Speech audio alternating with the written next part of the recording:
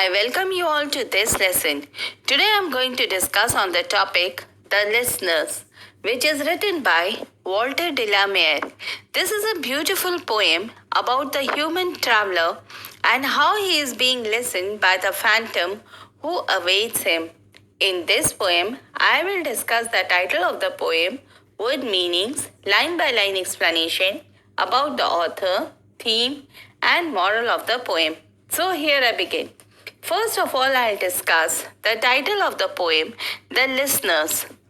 In this poem, The Listeners tells the story of a traveler who arrives late at night at an isolated house. The traveler knocks repeatedly at the door, but nobody answers. The fact that nobody answers is strange for two reasons. The first reason is that the traveler seems to have been summoned to the house as indicated when he says, "Tell them I came." The second reason is that there are spirits inside the house who choose not to answer the traveler instant demands. The title of the poem indicates that the mystery of this story is not so much about the identity of the traveler or the purpose of his journey. Rather, it is mostly about the identities of the listeners. These listeners make never the least stir while the traveler knocks at the door and shouts for admittance. They are described as phantom listeners, and it is implied that the house is isolated. At the end of the poem, the poet shifts the perspectives from which the story is told to the listener inside the house. This perspective shift indicates that it is the strangeness of the listener, not the traveler, that the poet means to leave as the enduring impression in our minds. Hence, the title of the poem is justified. Now I will give you a brief description about the poet Walter de la Mare. Walter de la Mare was born at Charlton, Kent on 25th April 1873 and was educated at St. Paul Cathedral School in London. He published many volumes of verses for both adults and children. Besides poem, he also wrote short stories, novels, and plays distinguished by a unique mixture of dreams, reality, and the supernatural. In his themes of childhood commonplace, objects and events are infested with mystery. He composed the poem The Listener in the year 1912. Now I begin with the first stanza of the poem, and the lines are, "Is there anybody?" said the traveler, knocking on the moonlit door, and his horse in the silence charmed the grasses of the forest ferny floor, and the birds flew up out of turret about the traveler's head. Now the word meaning. Knocking means strike a surface noisily to attract attention, especially when waiting to be let in through a door. Champed means munched or chewed noisily. Ferny means outgrown with ferns and scrappy bushes. Turret means a small tower, usually one forming a part of the structure. Now the explanation of the first stanza. In this stanza, the poet says about a traveler who is unnamed. The poem opens abruptly with this unnamed traveler knocking at the moonlit door of a house located in an isolated forested area. He cries out to the residents who are supposed to live there and inquires whether anybody dwelt there. The eerie silence of the place is disturbed by the continuous champing of the grass by the traveler's horse. Only a bird, presumably an owl, flies out of the turret above the traveler's head. So we can say that this is a spooky poem showing the meeting between the phantom and a traveler. The traveler perhaps came to keep an appointment fixed many years ago. He reached the house and knocked on the closed moonlit door. The knocking echoed as there was silence all around in the deserted house. A bird flew up from the lonely turret. Perhaps it was frightened by the knocking. The traveler's horse kept grazing. Nobody answered the traveler's knock. Now I begin with the second stanza, and the lines are: and he smote upon the door again a second time. Is there anybody there? He said, but no one descended to the traveler. He hid from the leaf-fringed sill. No head from the leaf-fringed sill leaned over and looked into his grey eyes, where he stood perplexed and still. Now the word meanings. Smooth means strike with force or knock. Perplexed means confused. Leaf-fringed sill means the window sill had been covered with creepers. This signifies that the castle was a badly maintained place, indicating that there was no one living there. Grey eyes means a color linked with age. It is said that a person with grey eyes has a gentle and wise character. Leaned over means to bend or tilt forward or closer to the ground. Now the explanation of the second stanza. In this stanza, the poet says that the traveler knocks and inquires again. However, silence prevails. Neither does anyone come down to meet him, nor does anyone lean out of the window to respond to his calls. So, the traveler stands there bewildered and motionless, as he had probably not expected anything of that sort. So, we can see that when the traveler knocks again more forcefully and repeats his questions, no one comes down from the house to meet him, and also no one leans out of the window, the sill of which is covered in leaves, to look at him. He stands in his place, puzzled by the lack of an answer. Now I begin with the third stanza, and the lines are: but only a host of phantom listeners that dwelt in the lone house then stood listening in the quiet of the moonlit night to that voice from the world of men, stood thronging the faint moonbeams on the dark stair that goes down to the empty hall, harking in an air stirred and shaken by the lonely traveler's call. Now the word meanings. Phantom means ghostly, thronging means crowding, harking means listening attentively, stirred means to move or mix or shake. Now the explanation of the third stanza. In this stanza, the poet says that the traveler imagines that the house is not absolutely desolate. It is an abode to an host of phantoms who stand huddled together on the stairs leading to the hall. They listen attentively to the traveler in the airy silence of the moonlit night.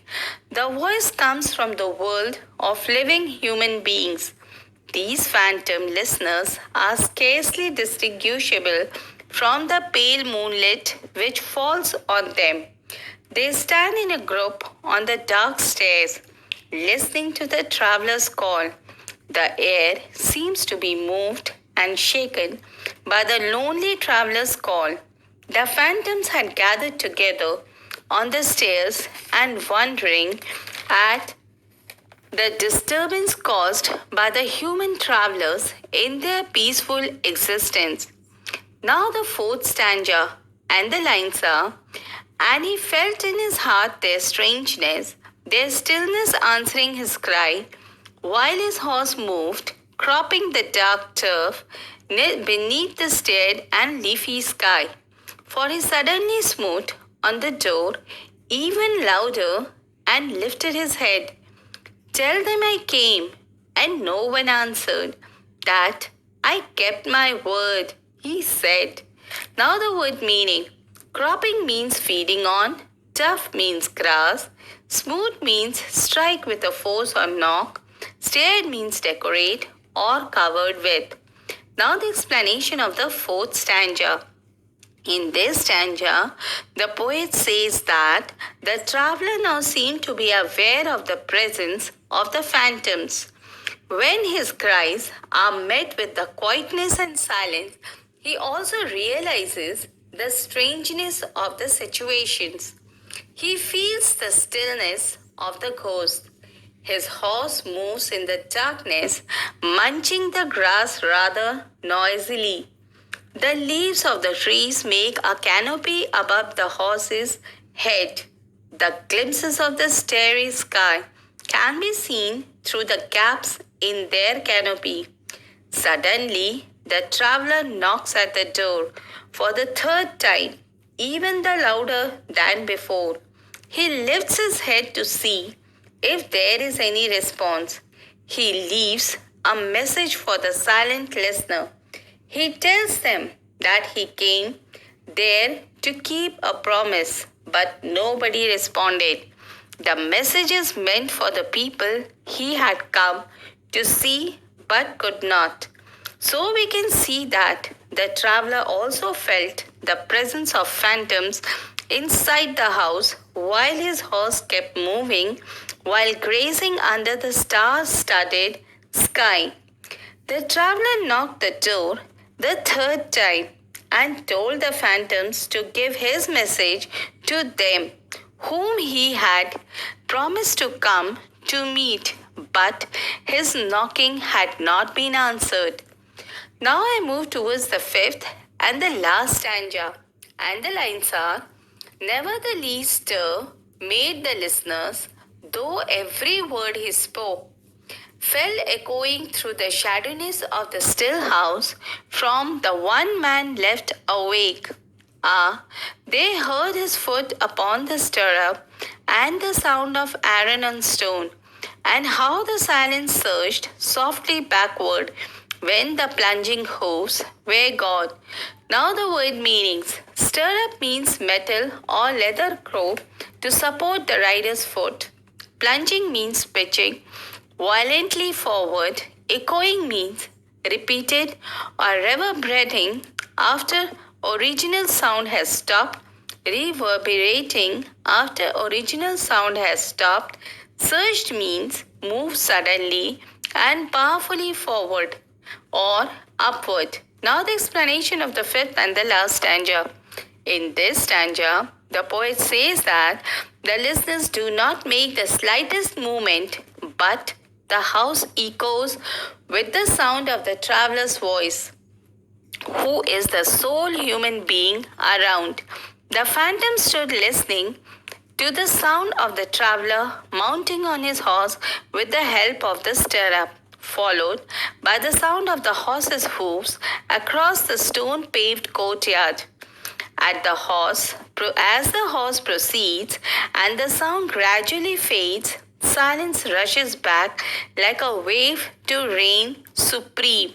So the phantoms kept listening to the traveler and did not move a bit. Saying this, the traveler mounted his horse and galloped away. After the echoes of the hoofs of his horse had subsided, the surroundings of the deserted house became submerged in the total silence again. Now I will discuss the poetic devices used in this poem. Number 1, alliteration. Alliteration is a figure of speech in which there is an occurrence of the same letter or sound at the beginning or adjacent of closely connected words.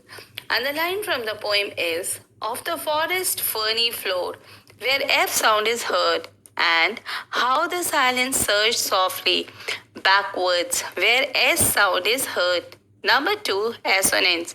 Assonance is a figure of speech in which the same vowel sound repeats within a group of words, and the line from the poem is: knocking on the moonlit door, where O sound is heard, and the sound of iron and stone, where O sound is heard. Number 3, irony. Irony is a figure of speech in which there is a contradiction of expectations between what is said and what is really meant. And the line from the poem is the fact that the only answer given in the poem is a silent stillness is deeply ironic, though not in comical sense, in which the term irony is often applied. Number 4, allusion. Allusion is a figure of speech in which the writer makes a reference to a famous story, person, object, or event.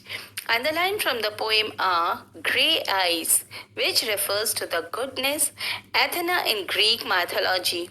Another example is the description of the listener as a host of phantom listeners who are thronging as well as their inability to speak. Number 5 is personification. Personification is a figure of speech where non-living objects are described to seem like people.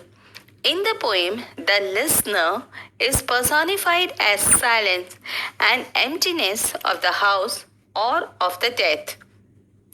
Now, dear children, I'll tell you about the theme of the poem. Number 1, isolation and loneliness. In this poem, the listener seems to reflect the existential loneliness that results from such mystery. The poem creates a distinction between its isolated human subject, the natural world surrounding the abandoned home, and the spirits who do not answer the traveler's call. Through the poem evocation of the human loneliness, it suggests the indifference of the universe to people's search for connection and meaning. Number 2, mystery. This poem acknowledges people's desire to seek understanding while also asserting a certain insurmountable mystery of the world around them. The poem suggests that the people cannot always find answer they seek regardless of how hard they look. Number 3, strangeness. The theme of the poem strangeness is seen as the traveler arrives to the house or in the woods, clearly in search of something, though what exactly is never specified. He repeatedly knocks on the door to ask if anybody is there and seems increasingly agitated by the lack of response. That is, second knock is described using the word smooth, suggests a sense of urgency, his initial call having gone unanswered. The third time he smote on the door and even louder and lifted his head. He is described as perplexed and views the silent landscape as filled with strangeness.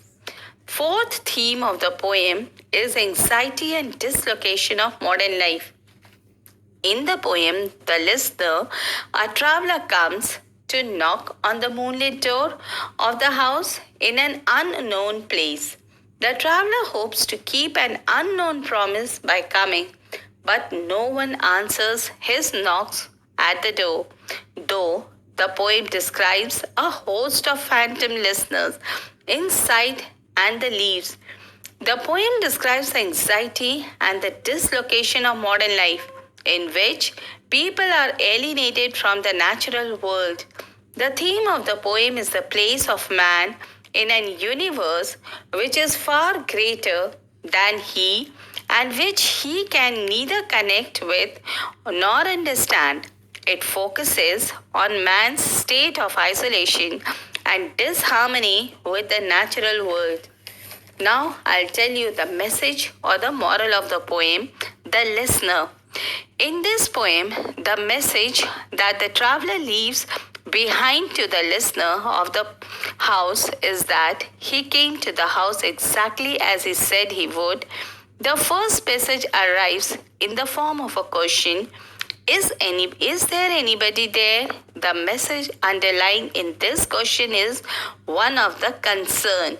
Number two, the persistence of the traveler shows that he wishes to make contact with those who may or may not be in sight.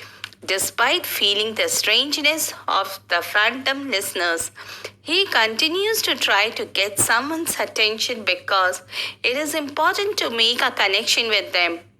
Number three, finally, when receiving no answer, the traveler says, "Tell them I came and no one answered, that I kept my word." The message is that the traveler is a man of integrity. Before going, the traveler leaves a message that he kept his promise and visited the place and asked to respond, but no one answered. So, dear children, with these words, I end my lesson. Hope this lesson will be beneficial for you in your study. Thank you.